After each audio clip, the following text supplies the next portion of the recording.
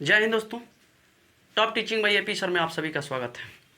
आइए आज हम लोग मिल करके फिर एक टॉपिक का सफाया करेंगे चैप्टर का, जिस चैप्टर का नाम है मात्रक तथा बीमा।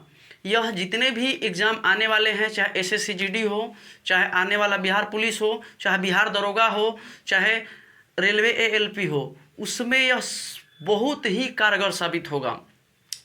तो आइए बिना हम लोग समय गंवाएं स्टार्ट करते हैं। एक टॉपिक, ये पार्ट बाई पार्ट होगा। यह धीरे धीरे एक साइंस का हम लोग सीरीज चला रहे हैं। यह एक एक क्लास पर डे जाएगा, इसको आप लोग ध्यान से देखिएगा, ठीक है। तो चलिए हम लोग चालू करते हैं। तो आज हम लोग का चैप्टर जो है मात्रक तथा बीमा, यूनिट एंड डायमेंशन। तो यूनिट एंड डायमेंशन पढ़ने से पहले एक आता है पद आपका भौतिक राशियाँ। तो भौतिक राशियाँ का पहले समझते हैं, उसके बाद पढ़ेंगे। देखिए राशियाँ तो पता चलता है सबको, नाम से ही आपको पता हो जाना चाहिए कि गुण के आधार पे भी नाम रखा जाता है। दुनिया का 75% से अधिक गुण के आधार पे ही नाम रखा जाता है। कहिएगा कैसे सर? तो आप बताइए कि जब ज़्यादा बदमाशी करते हैं तो क्या नाम रखा था? ये बदमाश है। अगर खूब बच्चन रोता है सब छोटे छोटे में, तो उसको क्या नाम रखते हैं आदमी? रोहटिया है। तो आपको पता चला इस चीज़ से कि जितना भी है कि गुण के आधार पे अधिक से अधिक नाम भी रखा जाता है। तो राशियाँ आपको पता चल गया कि राशियाँ किसे कहते हैं। तो राशियाँ अगर नहीं जानते हैं तो जान लीजिए कि राशियाँ जो संख्या को रूप में व्यक्त करने के लिए उपयोग किया जाता है, उसको ही राशियाँ कहते हैं। संख्यात्मक मान को व्यक्त करने के लिए आपको राशियाँ कहते हैं। लेकिन इसमें भौतिक लगा दिया है, तो कौन सा बड़ी बात किया है? तो भौतिकी के जिन नियमों को व्यक्त करने के लिए उपयोग में लाए जाने वाले मान को ही हम लोग भौतिक राशियाँ कहते हैं। जैसे संवेग, आवेग, बल, द्रव्यमान, ताप, लंबाई इत्यादि बहुत सारा है भौतिक राशियाँ। अब कहिएगा कि भौतिक राशियाँ कितने प्रकार की होती है? भौतिक राशियाँ के आधार पर मात्रा को 3 भागों में बांटा गया। कौन कौन सा है? तो मूल भौतिक राशियाँ देख लीजिए। मूल भौतिक राशियाँ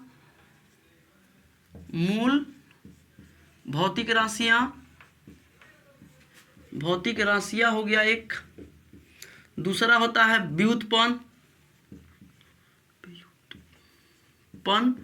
भौतिक राशियाँ। एक होता है पूरक भौतिक राशियाँ। पूरक भौतिक राशियाँ। ये कहिएगा कि सर मूल भौतिक राशियाँ किसको कहते हैं? तो जो किसी दूसरे पर सहायक नहीं होता है उसको मूल भौतिक राशियाँ कहते हैं। मूल मतलब खुद ही खुद है, उसका कोई मान चेंज होने वाला नहीं है। उसके बाद व्युत्पन्न। तो देखिए, तो व्युत्पन्न कहने से क्या आपको पता चल रहा है? व्युत्पन्न कहने से ही पता चल रहा है कि किसी और से उत्पन्न हुआ है, यानी कि मूल भौतिक राशियाँ से ही उत्पन्न होता है। इसको ही व्युत्पन्न भौतिक राशियाँ कहते हैं। अब नेक्स्ट आता है पूरक भौतिक राशियाँ।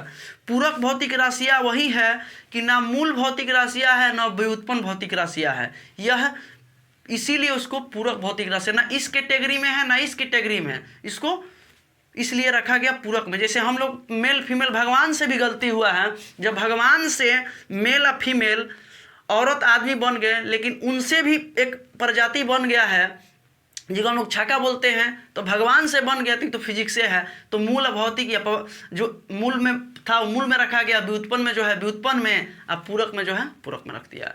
लेकिन अब आते हैं, तो भौतिक राशियाँ के बारे में था, लेकिन अब पढ़ते हैं हम लोग मात्रक या मापन या मात्रक पद्धति। तो पहले देखिएगा कि मात्रक जरूरत क्यों पड़ा, थोड़ा सा समझते हैं कि हम लोग काहे पढ़ रहे हैं भाई कि मात्रक, आखिर जरूरत क्या है इसको। तो साइंस इसी पे टिका हुआ है, चाहे बायोलॉजी हो, चाहे केमिस्ट्री हो, चाहे आपका फिजिक्स हो। कहिएगा कैसे?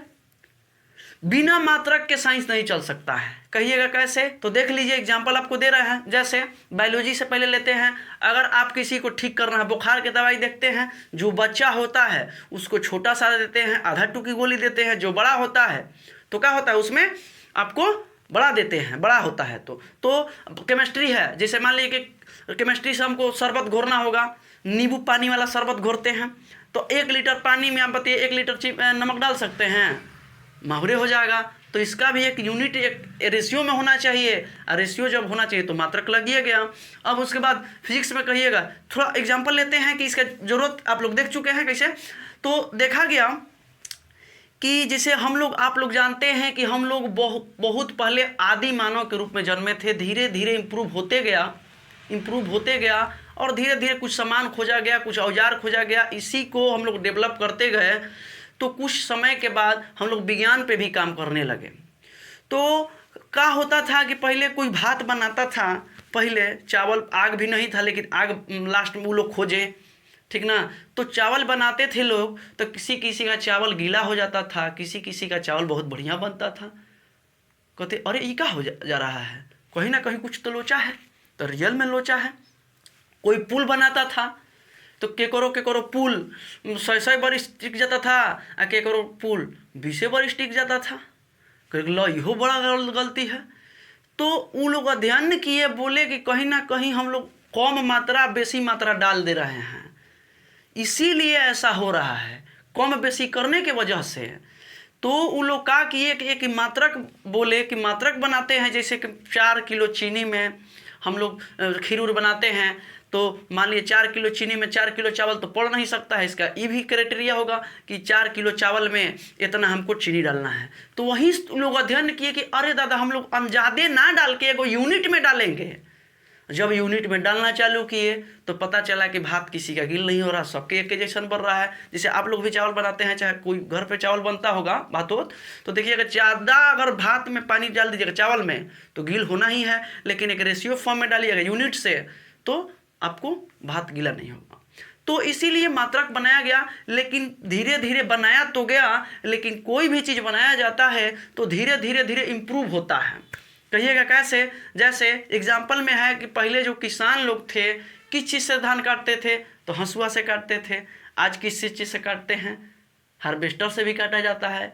पहले हम लोग पैदल बहुत चलते थे, जब कुछ औजार नहीं था, साइकिल आ गया, साइकिल के बाद मोटरसाइकिल आ गया, मोटरसाइकिल से 4 चक्का आ गया, फिर उड़े वाला आ गया, हवाई जहाज। अब कहाँ आएगा आप लोग देख लीजिएगा, तो इम्प्रूव होते गया। उसी तरह जो मात्रा का प्रचलन जो था, देखिए भौतिक राशियों को मापने के लिए 3 विधियाँ प्रचलन में थी। कौन कौन सा विधि है भाई, तो इसको भी हम लोग देखते हैं। पहला विधि था CGS पद्धति। CGS जो पद्धति है, देखा गया, पूछता है क्वेश्चन कि CGS पद्धति में देख लीजिएगा द्रव्यमान किस में नापा जाता है, तो इसी में है द्रव्यमान। देखिए फर्स्ट पे लंबाई होता है, द्रव्यमान और समय। CGS पद्धति में द्रव्यमान किससे नापा जाता है, तो ग्राम में नापा जाता है। उसके बाद समय सेकेंड में नापा जाता है, लंबाई सेंटीमीटर में नापा जाता है। उसके बाद लेकिन इस पद्धति का CGS पद्धति के नाम से भी जाना गया, लेकिन और एक नाम से, 2 नाम से जाना गया, जिसको हम लोग फ्रेंच या डेसिमल या मीट्रिक पद्धति के नाम से भी जानते हैं। लेकिन एक और पद्धति आया जिसको हम लोग FPS पद्धति कहते हैं। कहिएगा क्यों सर, तो इससे काम चला नहीं। जब काम नहीं चलता है तो और खोज पे काम होता है। तो कहिएगा कि पहले हम लोग लंबाई नापते थे सेंटीमीटर में, तो अब बताइए कि इतना नापना होता तो हम लोग आराम से नापते, चाहे इतना नापना होता। कहीं बहुत अधिक लंबाई नापना होगा तब तो सेंटीमीटर से टुकु लेके नापते रहिएगा ऐसे। तो इसीलिए इससे थोड़ा सा इम्प्रूव करके आपको बनाया गया FPS। तो देखिए हम लोग यहाँ पे लंबाई नापते थे सेंटीमीटर में, लेकिन यहाँ पे नापते हैं फुट में। सेंटीमीटर से आप लोग भी जानते हैं फुट बड़ा होता है, तो फुट में भी नाप लिए, और द्रव्यमान पाउंड में, और समय सेकेंड में भी नाप लिए। इस पद्धति को ब्रिटिश पद्धति के भी नाम से कहते हैं, ब्रिटिश पद्धति के भी नाम से जाना जाता है। लेकिन इससे भी काम नहीं चला, तो एक आया पद्धति आपका MKS पद्धति। MKS पद्धति में लंबाई मीटर में नापा गया, द्रव्यमान केजी में नापा गया, और केजी में नापा गया, और उसके बाद समय सेकेंड में नापा गया। इस पद्धति को मीट्रिक पद्धति भी कहते हैं। लेकिन देखिए कैसे कैसे हम लोग डेवलप कर रहे हैं।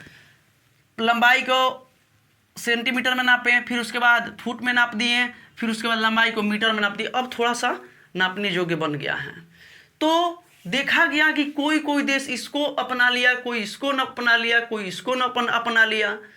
तो बड़ी घोंचा मोचा होने लगा। मतलब कि कोई कोई देशवासी थे, इधर जाते थे तो बहुत दिक्कत होता था। कोई जैसे एग्जांपल ले लीजिए कि हम लोग ब्रिटेन में जाएंगे, तो ब्रिटेन में जाते थे तो हम लोग के यहाँ तो अभी भी चलता है क्या, पंसेरा में आलू लेना होगा तो पंसेरा बोलते हैं, केजी में बोलते हैं। यहाँ के लोग जाते थे, कहले पाँच पंसेरा 5 तौल चलता था पहले कि 5 तौल एथी दीजिए, आलू दीजिए, तो वहाँ पे तौल नहीं जानते थे लोग, पंसेरा नहीं जानते थे, तो बहुत काफ़ी परेशानी होने लगा। और जब ब्रिटेन के लोग आते थे तो बोलते थे कि 5 पाउंड पटाटो दीजिए, आलू दीजिए, तो जब यहाँ पे 5 पाउंड मांगते थे, पाउंड सब्जी बेचने वाला बटखरा नहीं रखता है 5 पाउंड का, केजी में रखता है। तो बोला कि क्यों नहीं एक ऐसा यूनिट बना दिया जाए, मात्रक बना दिया जाए जो पूरा वर्ल्ड में काम करे। तो इस जो आपका जो नया वर्जन सबसे पीछे वाला है MKS पद्धति, इसी पद्धति से एक निकाला गया क्या, SI पद्धति। SI वैज्ञानिक लोग के तौर पे माप तौल विभाग के द्वारा कि एक ऐसा हम लोग यूनिट बनाते हैं जो पूरा वर्ल्ड ओवर में अंतर्राष्ट्रीय लेवल पे काम करे, जिसको हम लोग बोलते हैं सिस्टम ऑफ इंटरनेशनल, यानी अंतर्राष्ट्रीय पद्धति, यानी कि SI यूनिट बोला गया। एक बैठक बुलाया गया 1960 में फ्रांस के राजधानी पेरिस में, माप तौल विभाग द्वारा एक बैठक बुलाया गया। उसी में एक फैसला लिया गया कि हम लोग एक पद्धति बनाते हैं, इस पद्धति का नाम रहेगा अंतर्राष्ट्रीय पद्धति। अंतर्राष्ट्रीय पद्धति 1960 में बना, लेकिन 1971 में इसको मान्यता मिला। जैसे आप सब भी जानते हैं, बनता है पहले और मान्यता मिलता है बाद में, ठीक है। तो आइए अब हम लोग उस टाइम देख लिए थे कि 3 भौतिक राशियां में बांटा गया, लेकिन कहाँ इसमें लोग कहें कि अंतर्राष्ट्रीय पद्धति है जो सिस्टम ऑफ इंटरनेशनल, इसको 2 भाग में बांट दिया गया। कौन से भाग में? 2 भाग में। तो पहला जो था आपका आधारी मात्रक हुआ, दूसरा संपूरक मात्रक। आधारी मात्रक को ही मूल मात्रक कहते हैं। कैसे याद रहेगा? आधारी या मूल एक ही चीज़ है। तो हम लोग जैसे आधार मतलब बेस होता है और मूल मतलब वही होता है, तो आधारी इसको भी कह सकते हैं और मूल मात्रक इसको कह सकते हैं। आधारी और मूल मात्रक की संख्या ये लोग 7 दिए, और दूसरा जो मात्रक बनाए उसको संपूरक या पूरक मात्रक दिए, इनकी संख्या इसको 2 बनाए। अब आते हैं कि मूल राशि जो है, मूल मात्रक जो है और आधारी मात्रक है, इसको किसको कहते हैं? तो मूल देखिए, मूले से पता चल रहा है कि यह अपने आप पे होता है, स्वतंत्र होता है, किसी दूसरे पे नहीं रहता है, उसको मूल मात्रक। लंबाई जब में तो 7 को दिए मूल मात्रक, जो लंबाई नापा जाएगा हमेशा मीटर में नापा जाएगा, द्रव्यमान जो नापा जाएगा हमेशा किलोग्राम में नापा जाएगा। तो इस 7 जो आपका मूल मात्रक यानी कि बेसिक जो दिए, आधारी दिए, यही बेसिक मात्रक से हम लोग कहें कि अब कोई भी मात्रक होगा इसी से निकालेंगे। तो आते हैं, इसे क्वेश्चन पूछता है कि लंबाई का मात्रक क्या होता है। तो लंबाई का सब लोग याद करते हैं थोड़ा सा। लंबाई आप लोग जानते हैं कि मीटर में नापा जाता है, ठीक है ना। और द्रव्यमान किलोग्राम में जो अभी चल रहा है, तो द्रव्यमान का मात्रक क्या होता है? किलोग्राम। समय का मात्रक सेकंड। 3 को तो याद हुआ। लंबाई का मात्रक मीटर, द्रव्यमान के किलोग्राम, समय का सेकंड। अब आता है नेक्स्ट, तापमान को केल्विन में नापते हैं। ध्यान दीजिएगा, तापमान को केल्विन में नापते हैं और धारा के एम्पियर में नापेंगे। और ज्योति तीव्रता को, ज्योति तीव्रता याद नहीं रहेगा तो बताइए, ज्योति तीव्र का मात्रक कैंडेला होता है। तो कैंडल मतलब क्या होता है? बोलिए, कैंडल मतलब जो मोमबत्ती होता है, तो मोमबत्ती क्या करता है? ज्योति दिखाता है ना। तो कैंडेला जो आपका ज्योति तीव्रता का मात्रक कैंडेला हो गया। अब पदार्थ के परिमाण का होता है, पदार्थ के मात्रा का होता है आपका मोल होता है। लेकिन एक चीज़ ध्यान दीजिएगा कि जब भी संकेत होता है तो संकेत में छोटा अक्षर का इस्तेमाल किया जाता है, और लेकिन एक ही ऐसा जो है धारा में आपका बड़ा है संकेत। और दूसरा चीज़ कि यह सब बीमा लिखे हुए हैं, इसी से हम लोग जो LMT है, इसी से हम लोग बीमा लिखते हैं। और इसमें से सब चीज़ देखिएगा, बीमा जो है मीटर का L रहता है, उसके बाद M है, T है, और याद करना होगा बीमा, तो इसका याद कर सकते हैं, पदार्थ की मात्रा का होता है आपका N बीमा होता है। तो 7 को इसको रट जाइएगा। और आता है आपका संपूरक मात्रक पर ध्यान देते हैं कि संपूरक मात्रक अभी बताया कि एसआई यूनिट में 2 पार्ट में बांटा गया, एक आपका मूल मात्रक, एक संपूरक मात्रक। तो मूल मात्रकों की संख्या आपका 7 हो गया और संपूरक मात्रक की संख्या आपका कितना हो गया, 2 हो गया, जिसमें से समतल कोण का मात्रक होता है रेडियन, जिसका संकेत होता है छोटा RAD। उसके बाद ठोस कोण का होता है स्टेरेडियन। याद कीजिएगा, समतल कोण का रेडियन, समतल कोण का रेडियन और ठोस कोण का स्टेरेडियन। ठीक है, ये आपका एसआई यूनिट के बारे में था। लेकिन मात्रक को व्यक्त करने के लिए 2 राशियों की आवश्यकता होती है। मात्रक को व्यक्त करने के लिए 2 राशियों की आवश्यकता होती है। कहिएगा कौन कौन सा राशि सर? तो एक होता है संख्यात्मक मान, एक होता है मात्रक। जैसे कि नापना होगा तो 5 kg, पहला चीज़ 5 लगाइएगा। अगर हम 5 कहते हैं तो आपको क्या पता चल रहा है? कुछ पता चल रहा है का नहीं है? 5 है तो 5 है, यह लिख देंगे तो 5 kg। तो जब kg लिखेंगे तो आपको आपके मन में भी चलेगा हाँ 5 kg है, यानी कि चीनी होगा चाहे चावल होगा। जब 5 लीटर रखेंगे तो आप लोग कहिएगा हाँ ये आयतन होगा। तो यानी कि मात्रक जरूरी है, उसके बाद इसमें संख्यात्मक मान होता है। तो यही यह जो है आपका ये पार्ट 1 है, और सेकेंड पार्ट में इसके बाद आप लोग पढ़िएगा जो छूटा हुआ है। तब तक दीजिए इजाज़त। थैंक यू वेरी मच, मिलेंगे नेक्स्ट वीडियो में।